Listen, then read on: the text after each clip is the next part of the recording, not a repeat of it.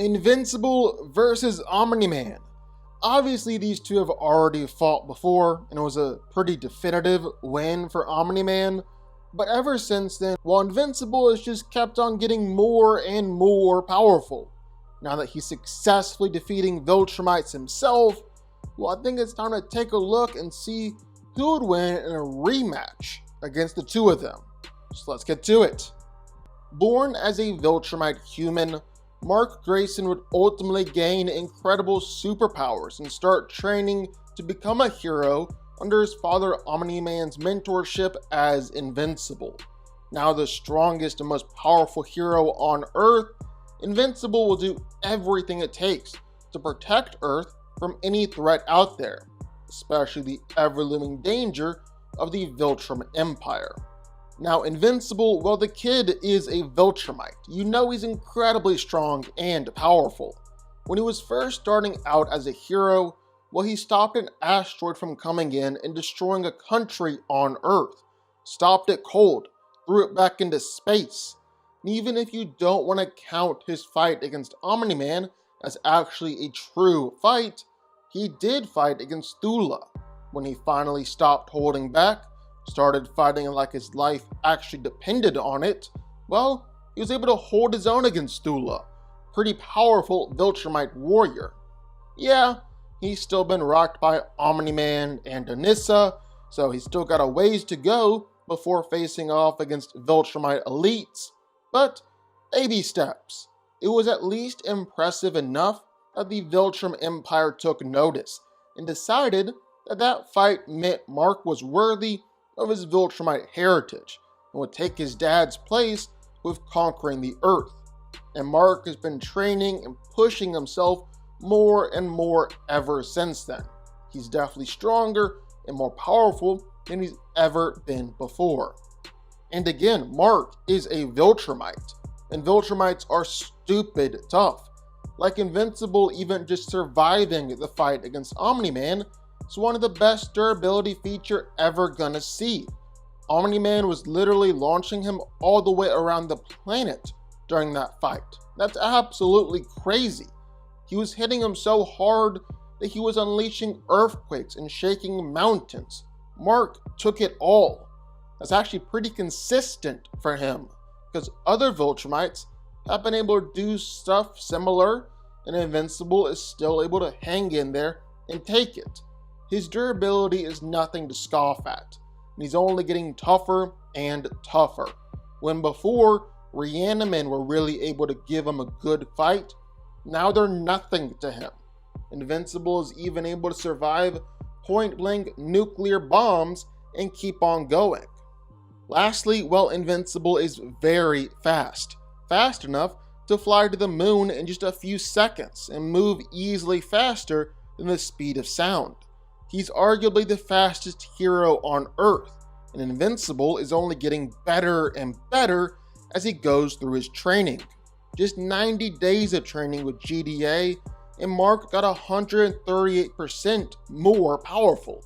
He's kind of growing exponentially better and better. While Invincible does try and hold back in most fights, he doesn't want to kill anyone. He will still allow his emotions and rage to kind of take over from time to time. And this makes him even more powerful for a brief moment. Nolan Grayson started out as Omni-Man, hero of Earth and the father of Invincible.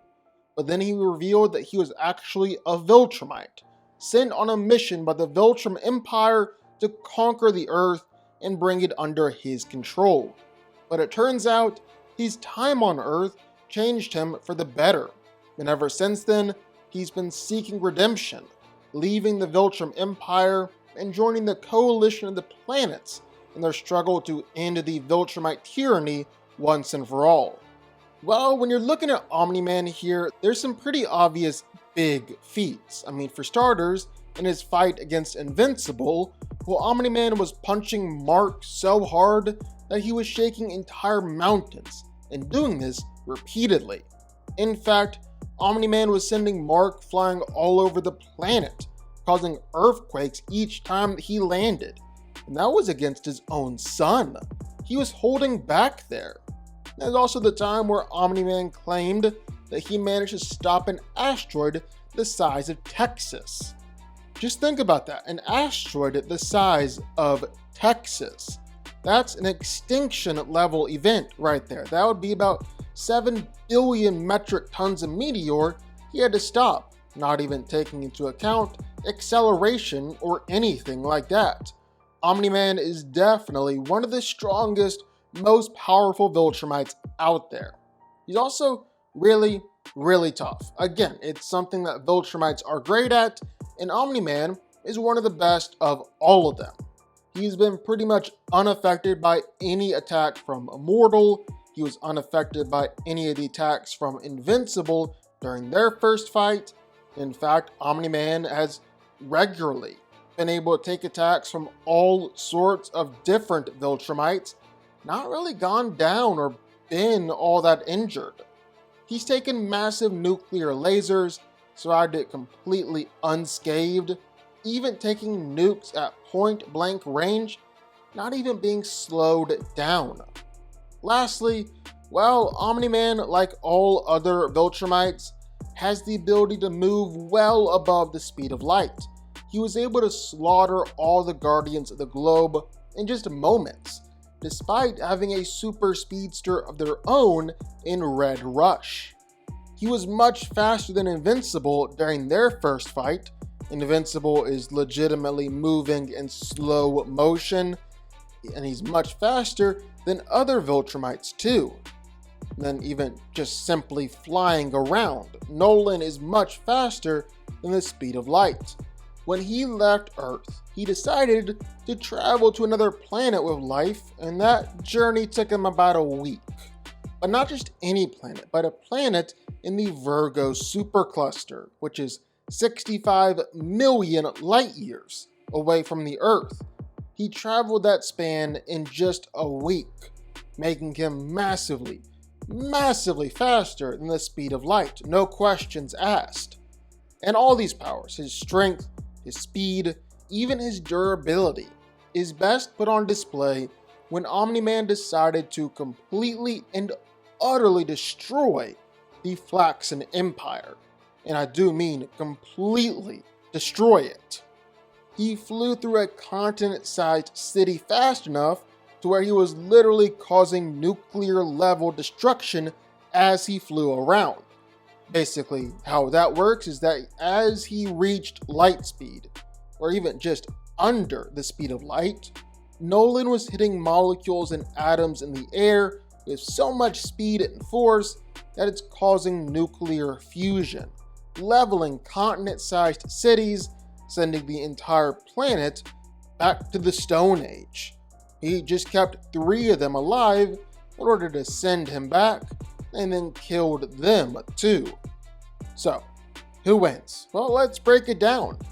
Now, looking at this fight and understanding that Omni-Man's already beaten Invincible before, it really all hinges on just how powerful Invincible has gotten since that fight, just how powerful you believe Conquest was, and how the fight between Invincible and Conquest played out. Now, for as powerful Conquest was, he's Omni-Man's rival. He might be Omni-Man's superior.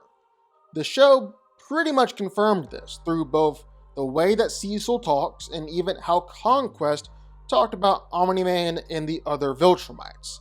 So there's really no other way to spin it. Omni-Man and Conquest are at least kinda equals. And Mark beating Conquest, well, he was beating one of the strongest Viltrumites out there. But I don't think this means that Invincible is stronger than Omni-Man, or even on par with Omni-Man. The show so far has just scaled him up to being stronger than Anissa through his training. Conquest clearly proved that some Viltrumites are still leagues above Mark, and I bet Omni-Man still falls into that category. So I think just a pure straight up one-on-one fight, well, Omni-Man is still beating Invincible. Heck, Conquest was beating Invincible through most of the fight and would have killed him several times over if Oliver or Eve weren't swooping in there at just the right moment and distracting Conquest. And that actually makes for an interesting discussion, because you put Omni-Man in that fight instead of Conquest, and I think Mark has a shot at beating his dad.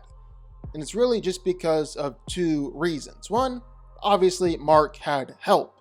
Good argument that Invincible doesn't win and actually dies if Adam Eve didn't burn Conquest to a crisp. Secondly, well, Mark actually has something to fight for. And unlike Viltrumites, cause Mark is half human, he's got adrenaline pumping through his veins. He's actually able to push himself to get stronger the angrier he gets. Pure blood Viltrumites don't seem to be able to do that.